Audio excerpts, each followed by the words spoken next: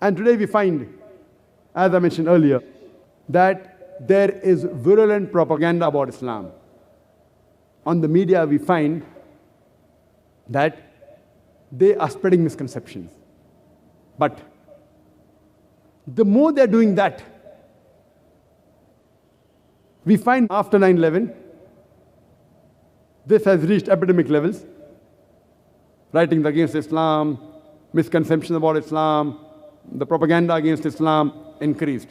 But I believe in the verse of the Quran of Surah Imran, chapter number 3, verse number 54, where Allah says, "Makaru makarallah wallahu khairul makirin," that they planned and plotted. Allah too planned. Allah is the best of planners. After 9/11, the amount of propaganda they're doing against Islam, do you know, after 9/11, the spread of Islam has increased.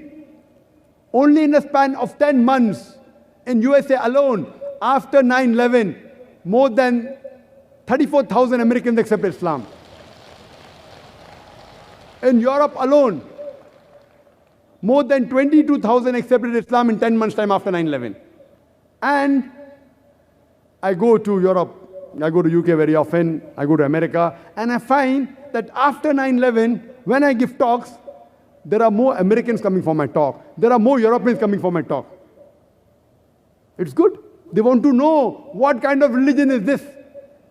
Some come to attack, some come to learn. We welcome both of them.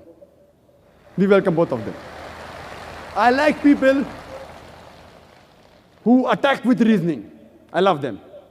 And we know Hazrat Umar, may Allah be pleased with him, was one of the staunchest enemies of Islam. And the Prophet paid for his hidayah, he got hidayah. Then he became one of the staunchest supporters of Islam.